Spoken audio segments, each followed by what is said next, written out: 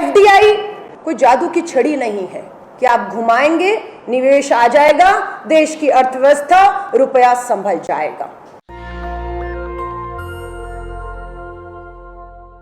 भारतीय राष्ट्रीय कांग्रेस आज ये महसूस कर रही है कि पूरे देश के अंदर एक डर कहूं, भय कहूं, असुरक्षा कहूं, इसका माहौल पैदा हुआ है। भारतीय राष्ट्रीय कांग्रेस इसे लेकर लगातार चिंतित है।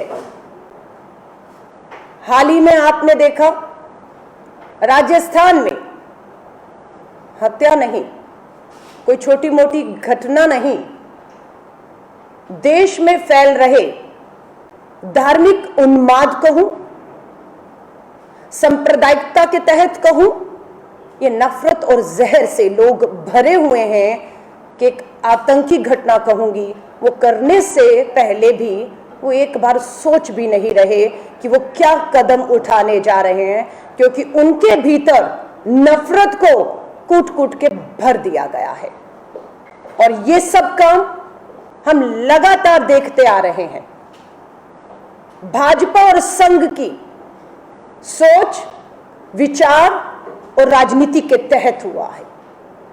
इसकी नींव जो देश में मैं कहूं धार्मिक उन्माद, सांप्रदायिकता का माहौल, इसकी नींव 2014 में रख दी गई थी। आज 2022 में उदयपुर की आतंकी वारदात के तौर पर हमारे सामने आ रही है। भारतीय राष्ट्रीय कांग्रेस इसे लेकर बेहद चिंतित है। कोई भी देश, हम मानते हैं, तरक्की, उन्नति, प्रगति अपने लोगों को साथ लेकर तब तक नहीं कर सकता है जब तक उस देश में शांति का माहौल ना हो, भाईचारे और प्यार का माहौल ना हो। आज हम सुन रहे थे देश की वित्त मंत्री एफडीआई पर बात कर रही थी, विदेशी निवेशकों को देश में बुलाने की बात हो रही है। एफडीआई कोई जादू की छड़ी नहीं है कि आप घुमाएंगे निवेश आ जाएगा, देश की अर्थव्यवस्था, रुपया संभल जाएगा। आपको माहौल बनाना है। सच्चाई यह है कि आज जो एफडीआई है उसका बाहर के निवेशकों के लिए मतलब हो गया है, एफ मतलब फियर, डर, डी मतलब डिसेप्शन, धोखा, आई का मतलब इंटिमिडेशन, धमकी। आपके लिए एफडीआई फॉरेन डायरेक्ट इन्वेस्टमेंट है, पर जो इन्वेस्टर है उसके लिए ये डर और ये जो माहौल है उसे रोक रहा है। यही नहीं, मैं नहीं कह रही हूं, अभी हाल ही की हेनले ग्लोबल सिटीजन रिपोर्ट आई है 2022 की। उसके मुताबिक देश के 8,000 अमीर और व्यापारी जिन्हें देश में निवेश करने की उम्मीद की जा रही थी, वो देश छोड़ने के लिए सरकार को आवेदन दे रहे हैं। मात्र इस एक साल में 8,000 पूंजीपति व्यापारी, छोटे, जिनसे उम्मीद थी देश में रोजगार लाने की, उन्होंने देश के बिगड़ते माहौल और व्यापार के लिए सुरक्षित माहौल न मिलने के कारण आवेदन दिया है। देश के मुद्दों पर सरकार को बात करनी है, लेकिन सरकार को, या देश के प्रधानमंत्री जी से खास से कहूंगी, देश के गृह मंत्री जी से कहूंगी, जब अग्निपथ योजना की घोषणा के बाद देश जल रहा था, युवा सड़क पर थे। उम्मीद की जा रही थी कि देश के प्रधानमंत्री जी युवाओं से शांति की अपील करेंगे, उन्हें विश्वास दिलाएंगे कि हम चर्चा करेंगे। लेकिन दुख, चिंता की बात है कि प्रधानमंत्री जी ने आंखें बंद कर मौन धारण करने को चुना। वहीं कांग्रेस की अध्यक्षा श्रीमती सोनिया गांधी जी जब अस्पताल में थी, अपनी जिम्मेदारी को समझा, युवाओं के नाम एक खुला पत्र लिखा। उस पत्र में उन्होंने युवाओं से शांति की अपील की। आज हमें इस बात की खुशी है कि कांग्रेस अध्यक्षा की शांति की अपील के बाद देश के युवा शांत हुए, इस विश्वास के साथ कि भारतीय राष्ट्रीय कांग्रेस सत्याग्रह अगेंस्ट अग्निपथ के खिलाफ जब तक उसे वापस नहीं लिया जाता, हमने उन्हें विश्वास दिलाया कि हम ये सत्याग्रह जारी रखेंगे। लेकिन प्रधानमंत्री जी से हमने तब भी उम्मीद की, लोकसभा का सत्र बुलाइए। हमारे नेता केसी वेणुगोपाल जी ने पत्र लिखा कि पार्लियामेंट संसद की स्थायी समिति जो डिफेंस के रक्षा के मामलों की, उसकी मीटिंग बुलाई जाए। लेकिन दुख और चिंता की बात है कि लोकतांत्रिक तरीकों का इस्तेमाल सरकार नहीं करते हुए वो मीटिंगें नहीं बुलाई गई। मुद्दा महंगाई का है, लेकिन आज उस मुद्दे पर चर्चा नहीं, क्योंकि सांप्रदायिकता के इस डर के माहौल में चर्चा नहीं हो पाती। चर्चा के लिए माहौल बनाना है।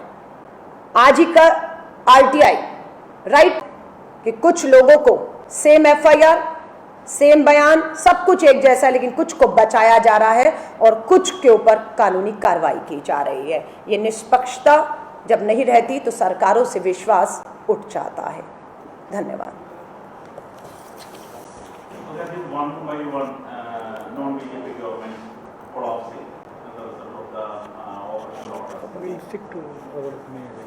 ये जो सरकार पे है, खासतौर से महाराष्ट्र और भी सवाल हैं, मैं आपसे विश्वास लाती हूँ हमारे जो प्रवक्ता हैं इसके ऊपर अलग से जो स्टेटमेंट है या बयान है हमारे महाराष्ट्र प्रभारी,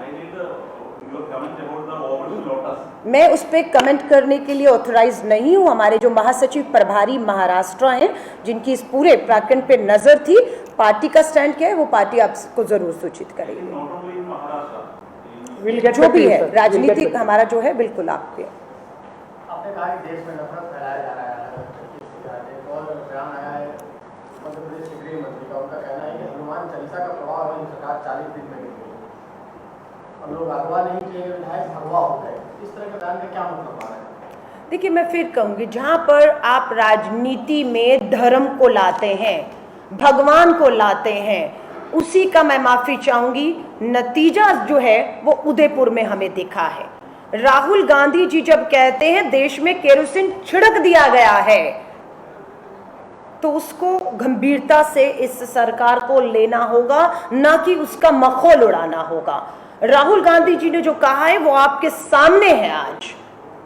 आज यही जो चीजें चल रही हैं कि आप राजनीति में संविधान और कानून का राज होना चाहिए, लेकिन आप उसमें धर्म को लाकर धर्म के नाम पर जो पूरा माहौल खराब किया जा रहा है, उसी के नतीजे हैं जो हिंसा और आतंकी घटनाएं हो रही हैं। धार्मिक भावनाएं दोनों तरफ हैं।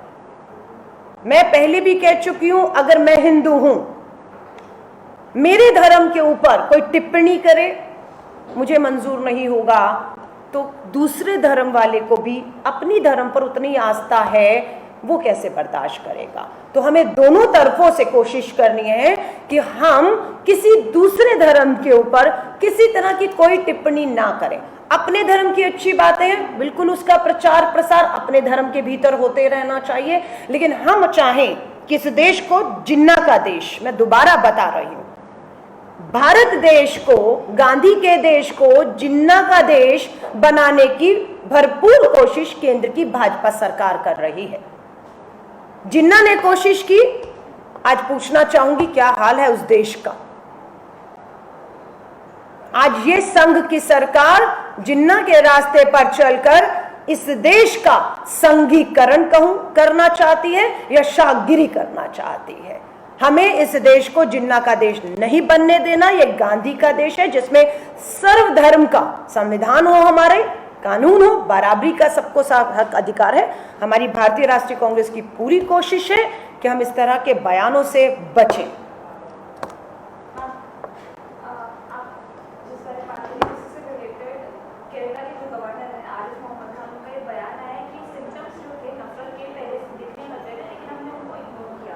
मदरसों में ऐसा सिखाया जाता है कि अगर कोई भगवान के खिलाफ बोले तो उसका सर कलम कर देना चाहिए।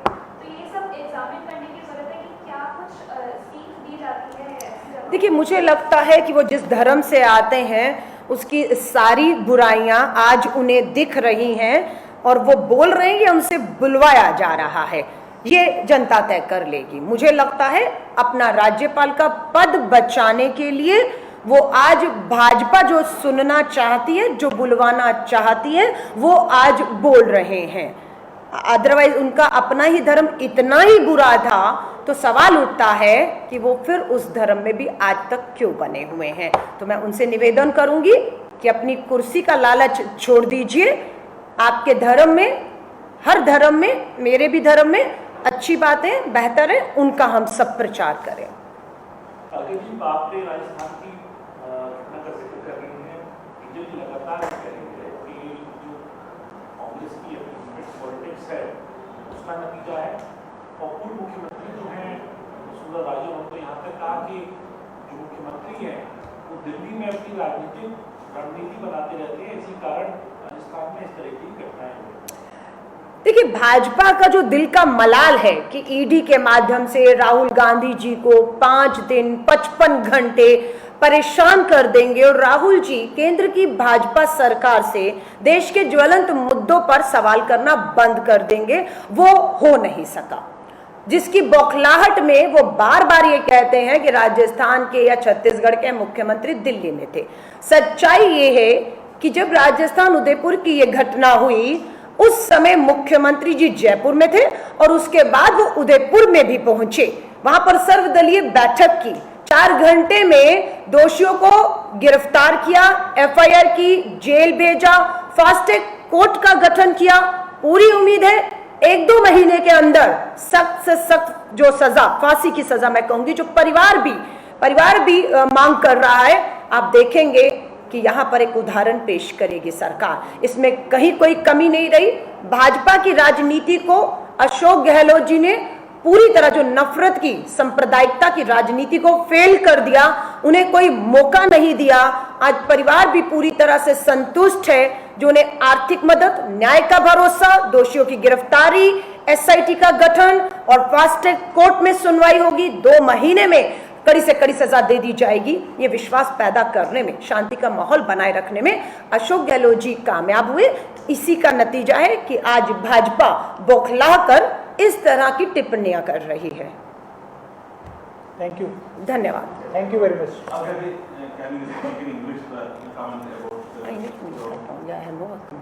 इंग्लिश में ना, विल टॉक लेटर। मेरा इंग्लिश में बहुत कमांड नहीं है। ओके, हाँ, विल गिव। हम लोग आपको इंग्लिश का स्टेटमेंट दे देंगे एज इट इज, है ना। Thank you.